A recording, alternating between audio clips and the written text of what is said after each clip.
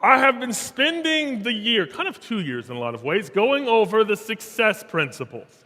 Now, to do the success principles, what I've been doing, rather than, if you remember when I taught the core values, I spent an entire kind of 2.5 hours just pummeling through all 6 of them.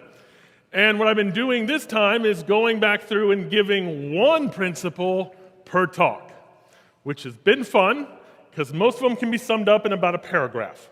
So, I'm going to give you what I would call my rendition of the principles. I'm going to tell you what I believe the principles are about, what I believe that we should do for them, what I believe is the right thing for them, how we should be looking at them. And the good news is that the unfun ones I've already finished. Okay? So you don't get the work one. The group, the one in the work, that's done, that's recorded, you can read that one. Today I get the one that some of you are going to be like, oh no. Because we got be inspiring. Yeah, be inspiring. This is principle number 7. So if you don't know it, here's our success principles. Number 1 is work with purpose. Embrace the plan. Love the dream. Accept change. Work hard. Think successfully. Be inspiring. Be coachable. Do 100% of the system. Admit that it takes time. Be financially successful. Be spiritually successful. And be resilient. So today I'm going to spend this entire hour talking about inspiration. Won't that be magical? Oh, come on now. Won't that be magical?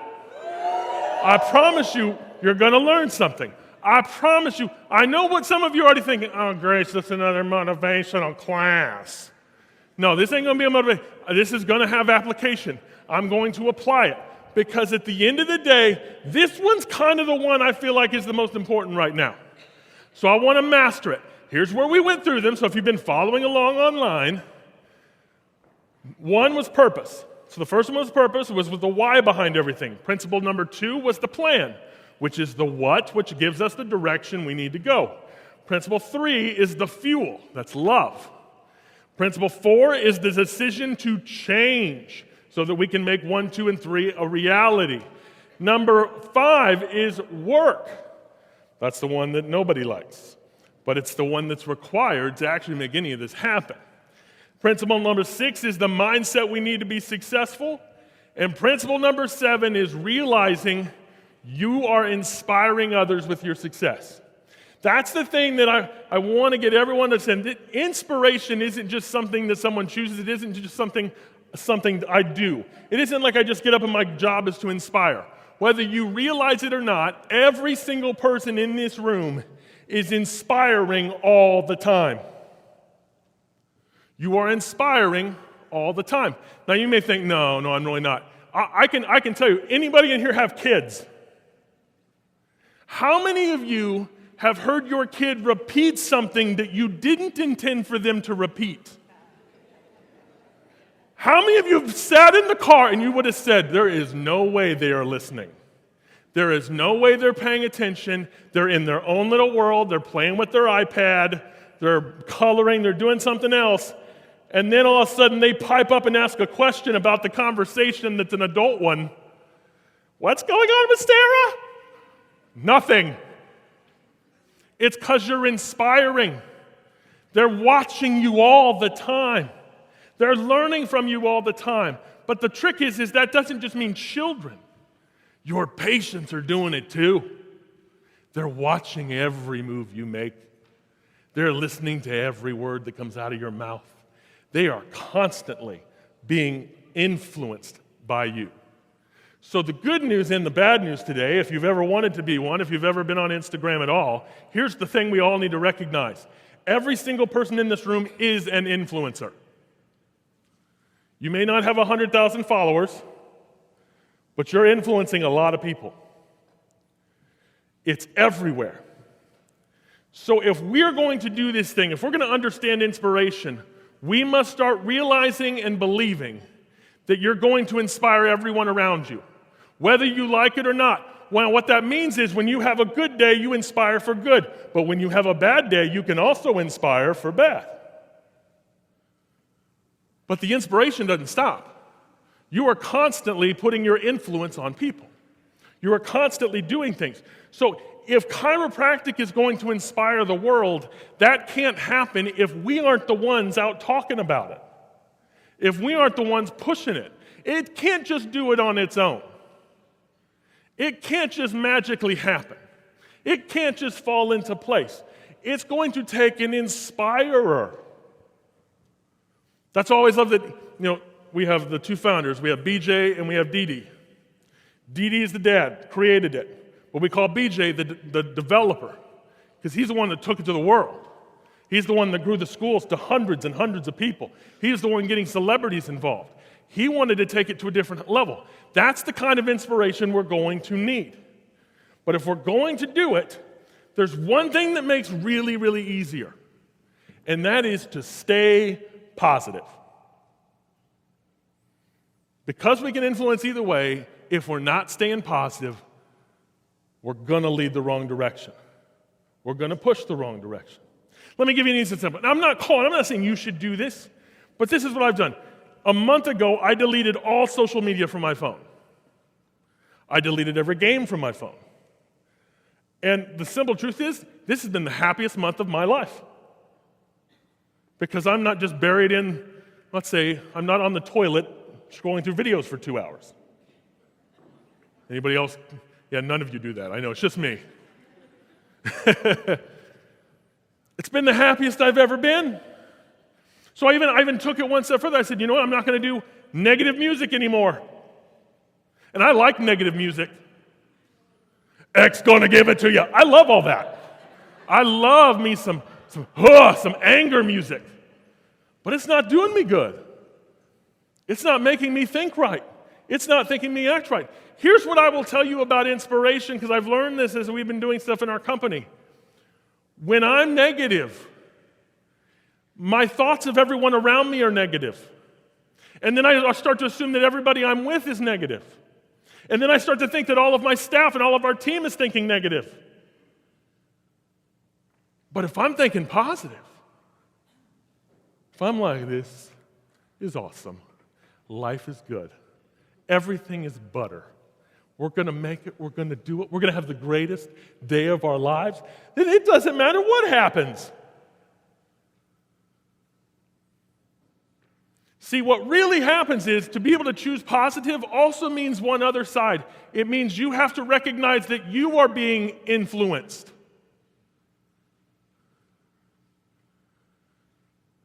It's getting quiet.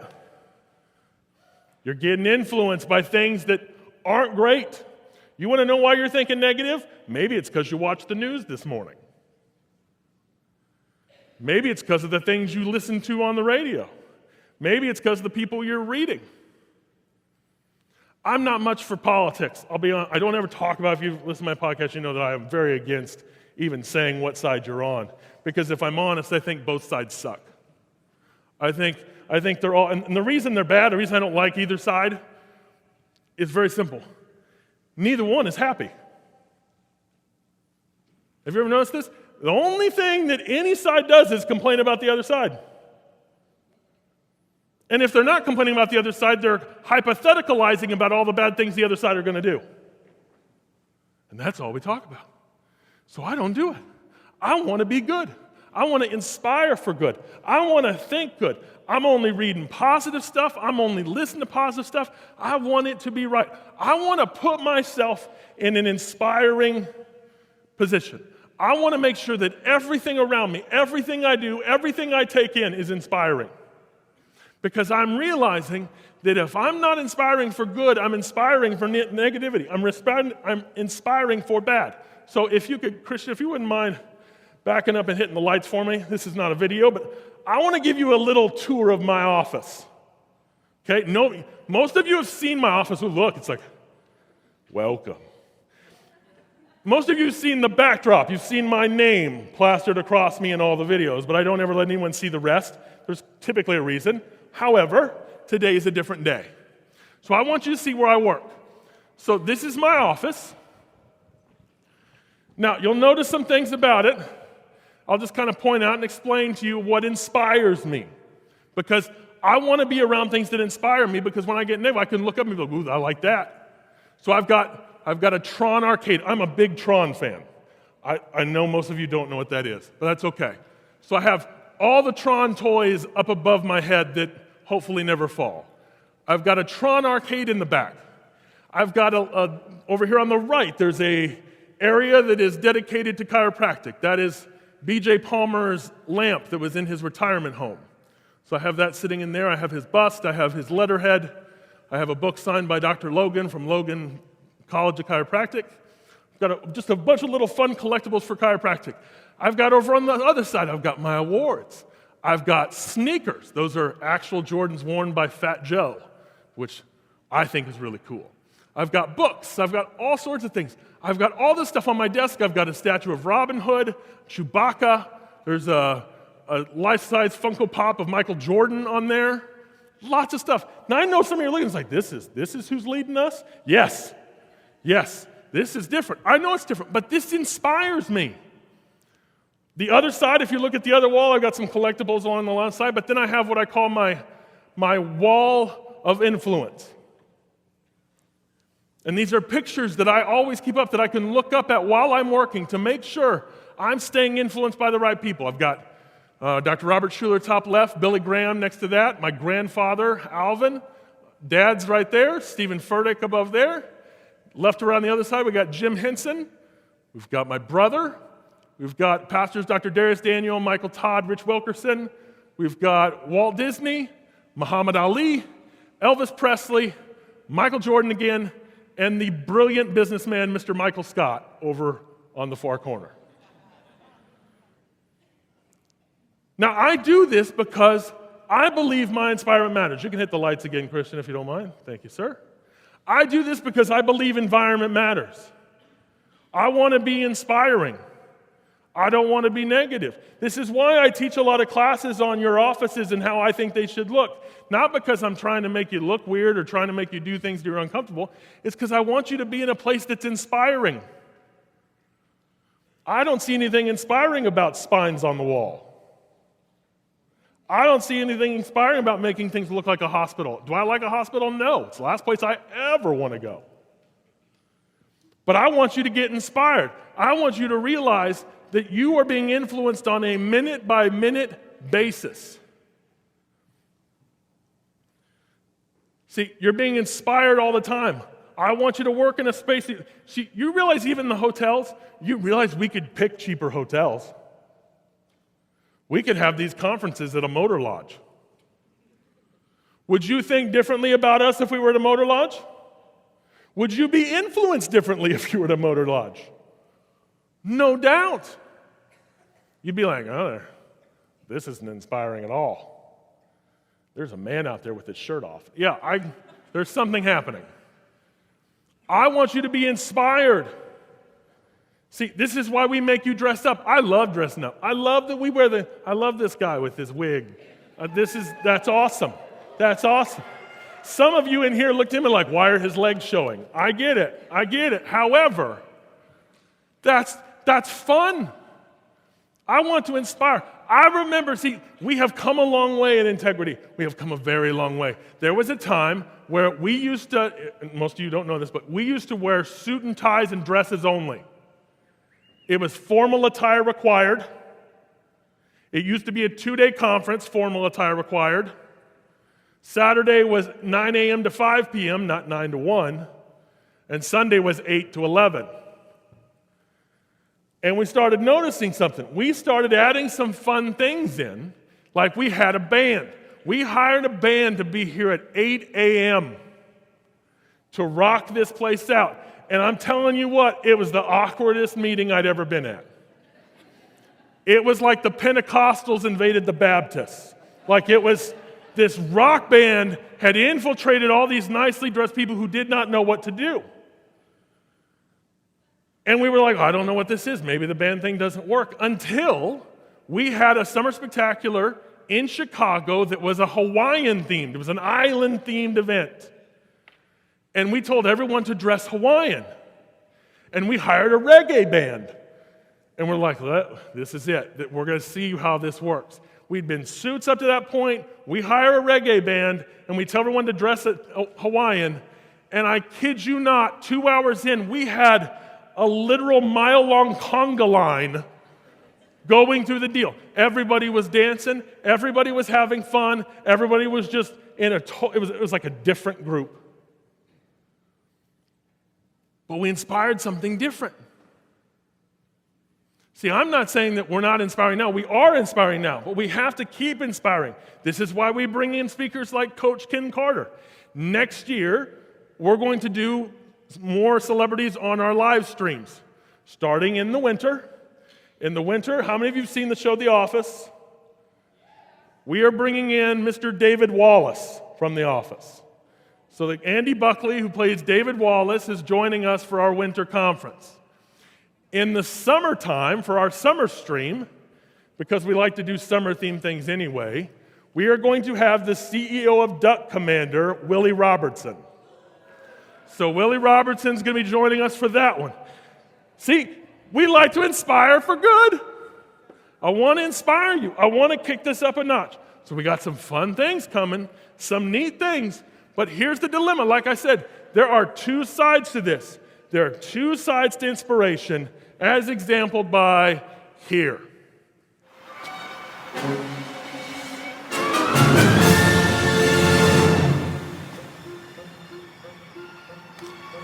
You're not just gonna let him die like that, are you?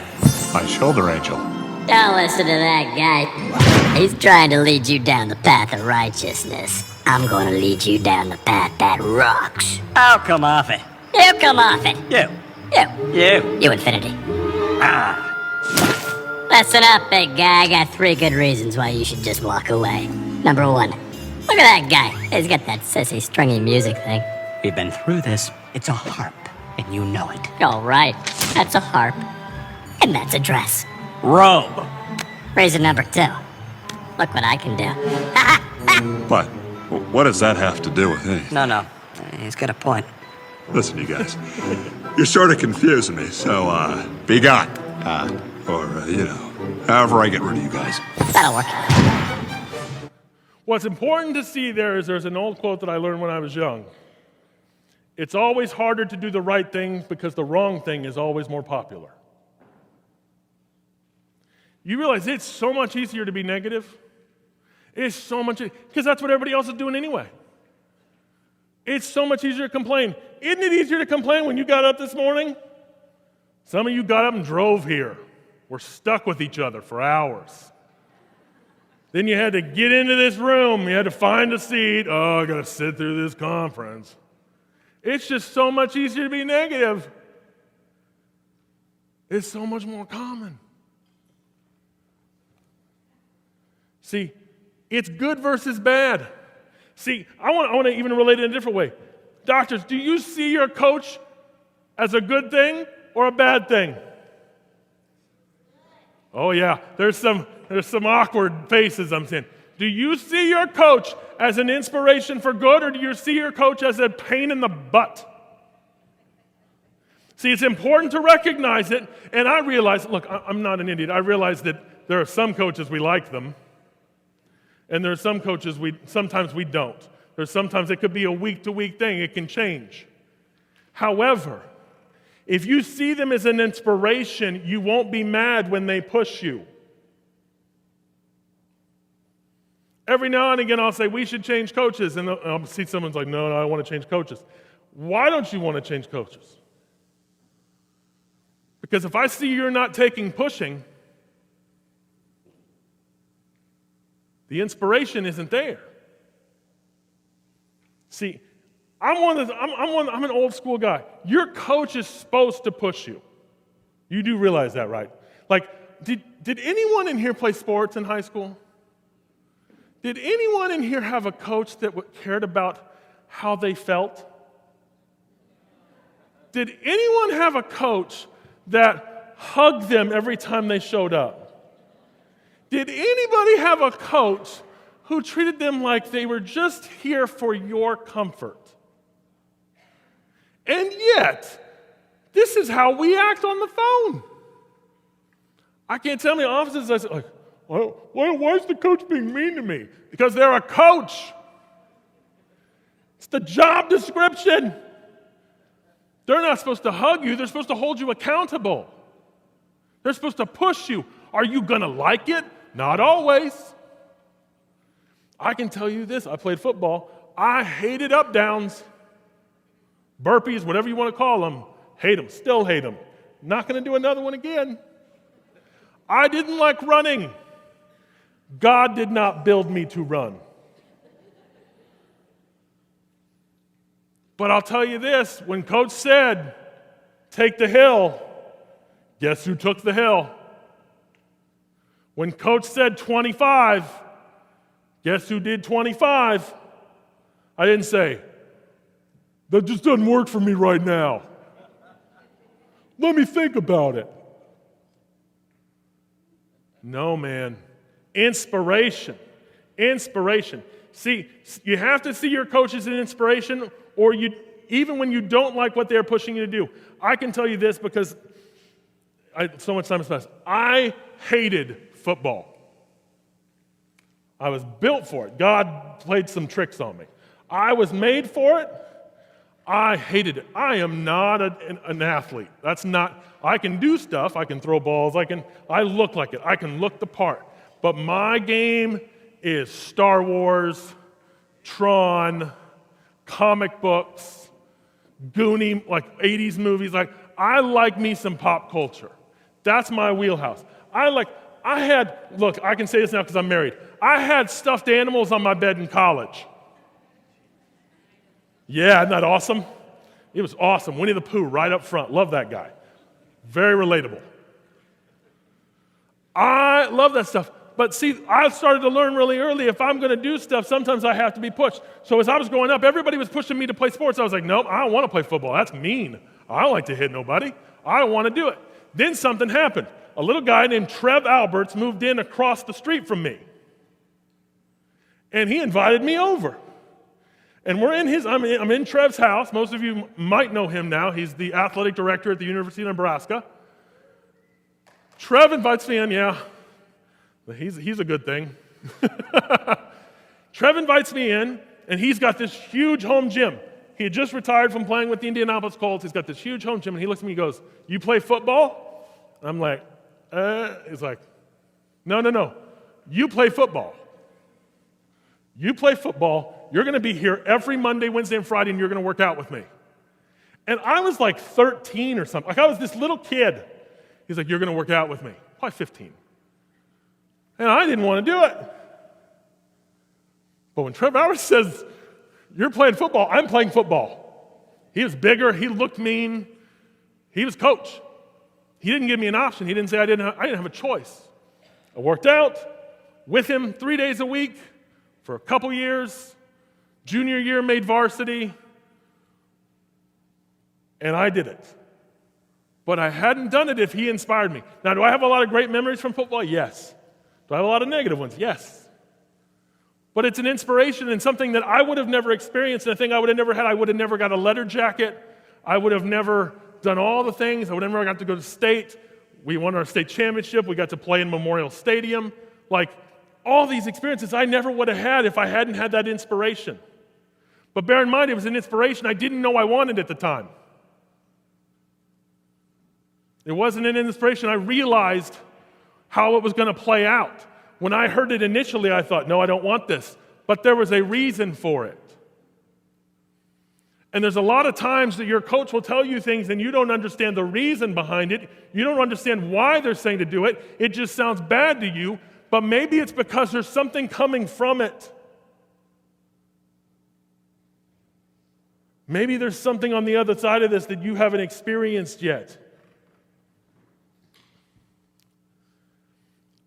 Let me give you another one that's easier to relate to. I know this, and this is a lot easier. You see this in bigger companies. If you ever get a job in a large company, when you get a new job, any person knows your first day at work, you are instantly thrown into picking sides. Which staff members are you going to hang out with? It's like high school all over again. You have got to choose. Are you going to go with the achievers or the can't wait to leavers?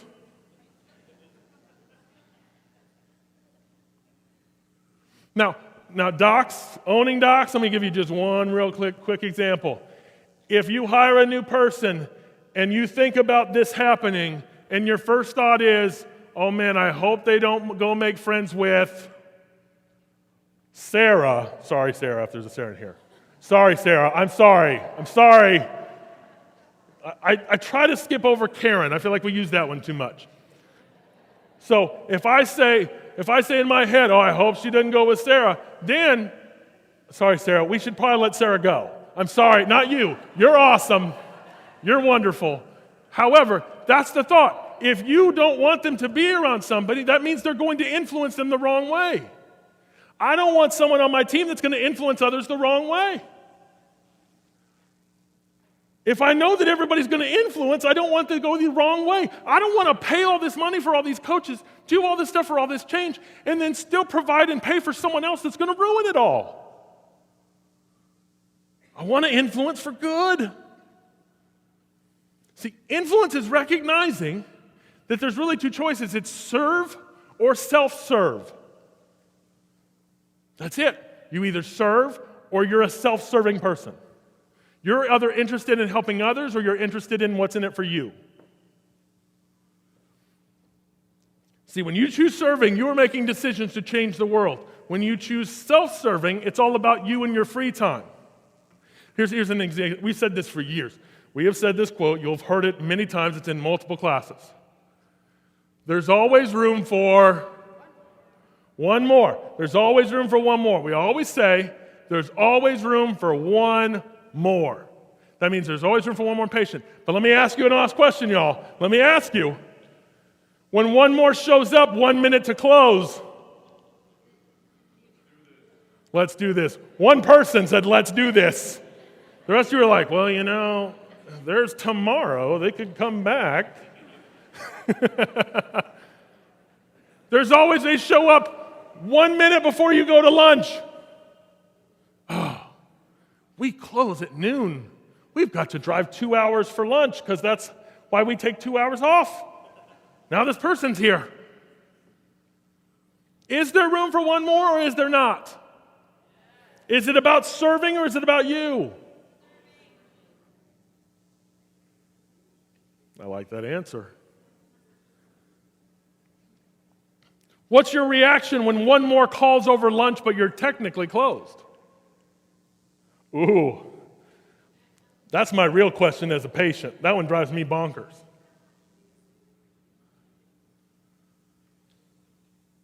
There's always room for one more. Are you here to serve or are you here to self-serve?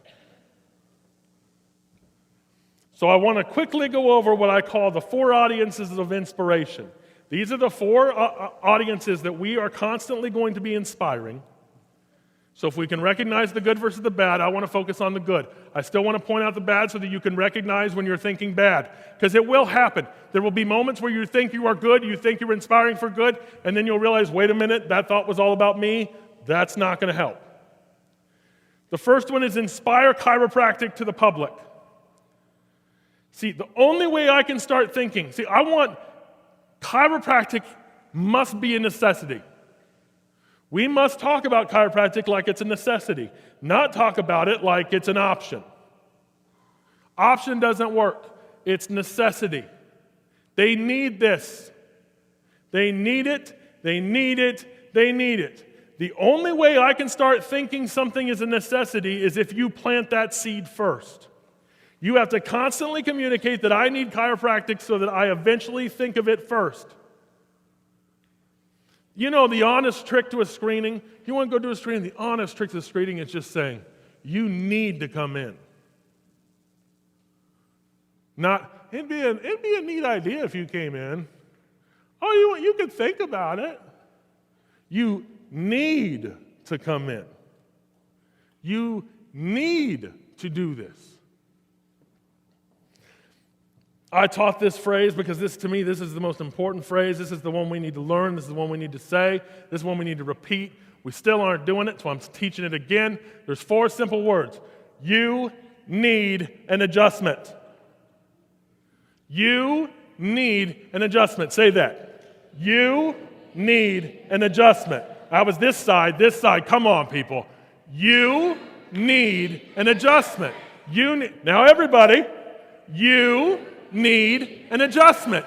You need an adjustment. You know why that was hard to say? Because you haven't said it. We need to say it. See, we got to start talking chiropractic more. You need to say it. You need to say it. You can't say it enough. I want us to say, you need an adjustment at the same rate and constancy that the government said, you need a vaccine. That's what I want. That was everywhere, on every channel, every station, every person. You couldn't go anywhere. You couldn't go to a ball game without them saying, you need a vaccine. It was everywhere. And then I want you to do that. I want it to come out your mouth all of the time. I want you to say, you need an adjustment. Because the only way we inspire chiropractic is if we point out that they need it. If we don't tell them they need it, they don't know they do. We have to say they need chiropractic. So everybody on your feet, all 300 of you, get up. Oh yeah, get your grunts out now. I know you, everybody all at one time grunt for me. There you go. I'm making you stand. Here's what we're gonna do. We're gonna take 3 minutes, go around, high five as many people as you can and tell each one of them, you need an adjustment. Go.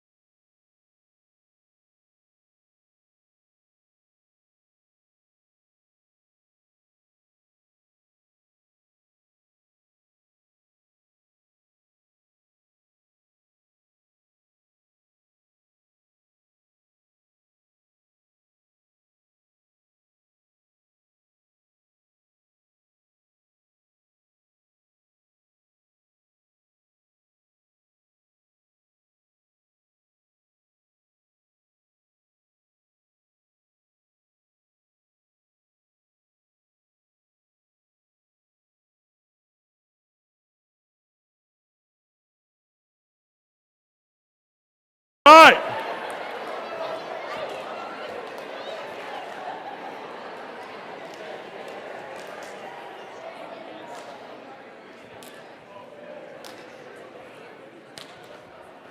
You need an adjustment.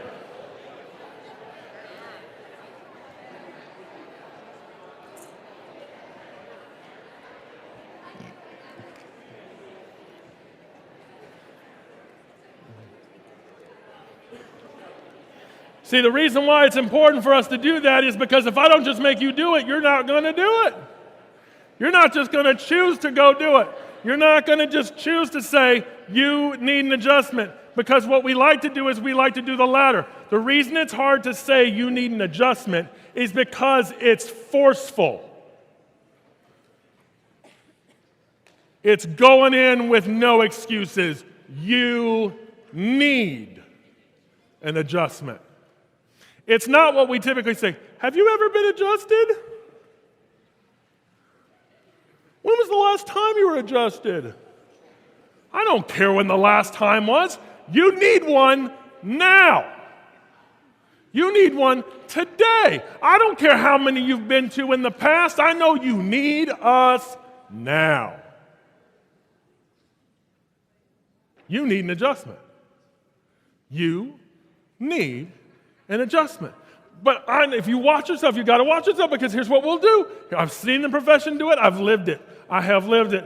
I will do it. I'll be here at the conference. It'll be, let's say, more when it's colder. I'll come in coughing up a storm, looking all disheveled, and a doctor will come up and be like, you know, Ryan, I've got this super secret vitamin. I've got like 12 of them. If you combine them, it's lethal, but it's awesome. And you give me this full speech and you start going into gut microbiome things and all types of deals, when really what all you had to say was, Ryan, you need an adjustment. Well, yeah, but the other stuff would help. I don't care if the other would help. It's fine if that would help. You want to push that after the adjustment, fine. But right now, they need an adjustment.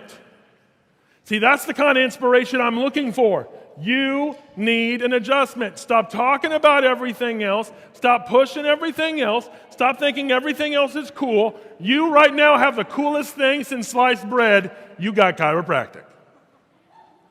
You need to see it and you need to inspire for it. Because the next part is you're going to have to inspire your patients.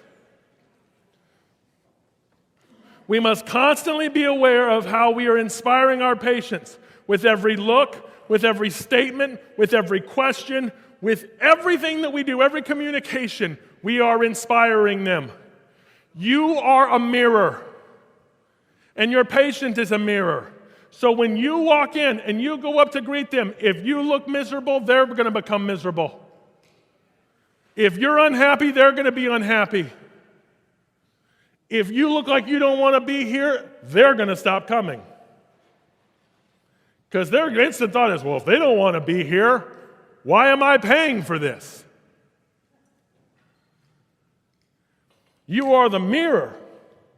See, what we got to get rid of is the concept of, I got a case of the Mondays. No, that's not real.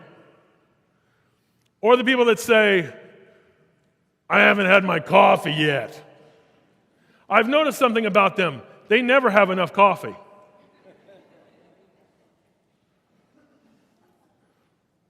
It might have helped 10%, but it didn't do it. It means the coffee isn't the problem. It's the inspiration.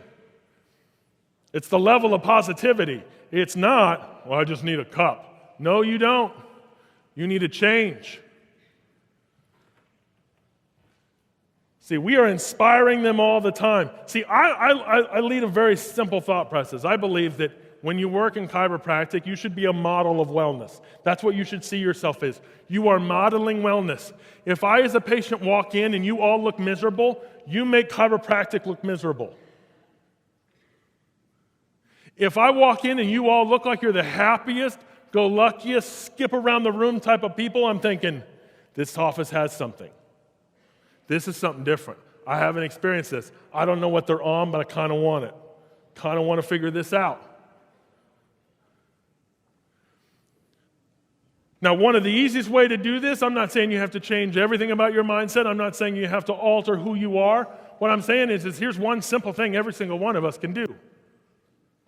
Smile. Right now, everybody give me a smile. Let me see it. Okay.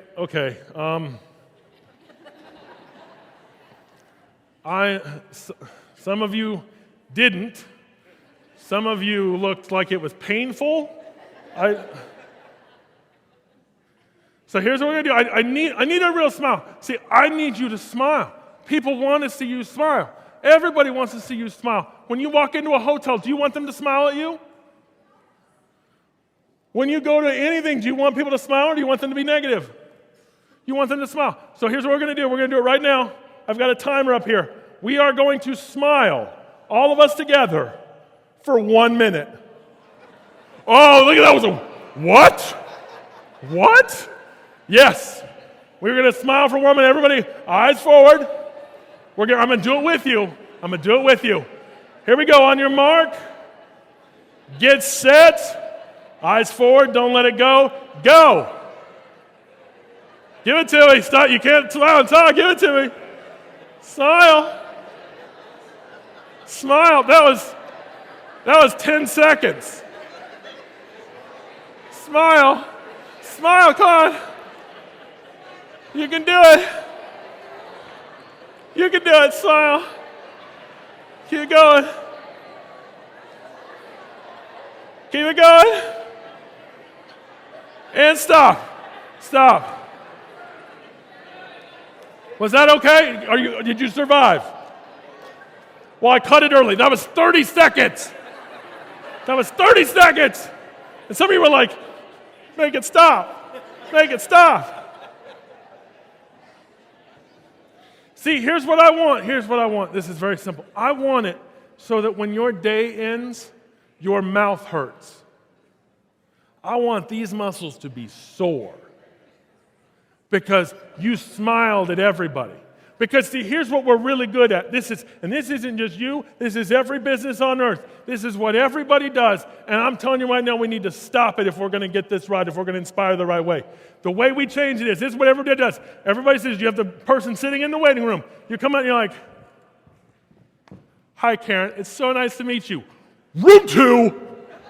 And then we're instantly happy. We smile instantly. So glad you're here. Follow me. And then it's just like, we're all business all of a sudden. Room 2, tell me about your problems. What hurts? Would you rate it a 5, a 6? Man, I'm telling you, come with me to room 2. How are you doing today? You're doing good. I'm doing amazing. Right in here. Now you tell me. I really want to know.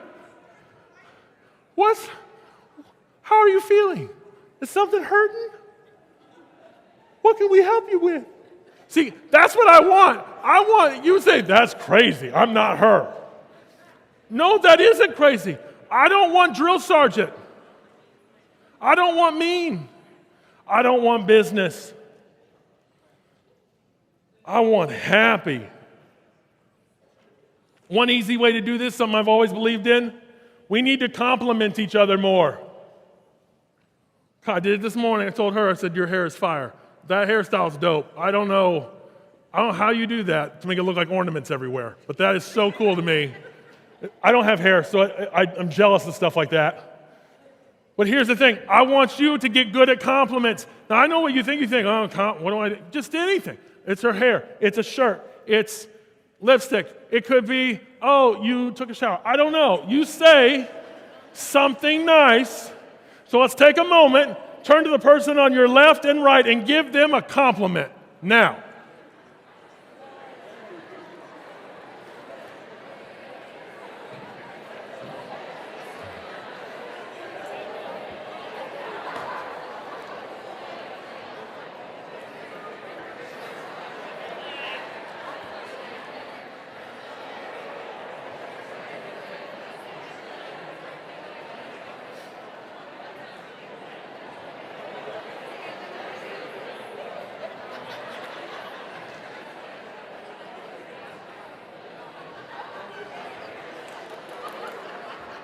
All right. That's not the whole table. You can do that on the car ride home.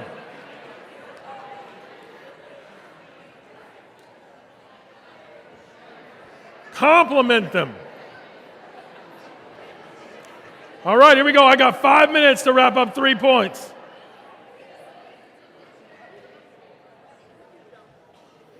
Let's go to inspire our teammates. This is the next one, and this is the most crucial because it's not enough just to inspire the public. It's not enough just to inspire your patients. You need to inspire each other as teammates. In other words, take the phrase, you got to have each other's back. You got to support each other. You got to be everything. You need to, like staff, let me just tell you right now, staff, you need to believe in your doctor. Believe in your doctor. Believe what they ask you to do is the right thing. Believe what they ask you to do is for good reasons. Believe that they have your best interests in heart. Because here's the honest truth. If you think your doctor doesn't notice you, I can promise you they do for one reason. They hired you. Nobody ever hires anyone that they think would be a negative influence on the business. Every person who hires someone with the intention of them adding something to the business. So when you're thinking your doctor doesn't notice, when you're thinking your doctor doesn't realize, when you're thinking they're not on your side, they are on your side. That's why they brought you in. That's why they put you here. That's why they got you in this meeting. That's why they got you in this place. They already believe in you. It's you that's not believing in you.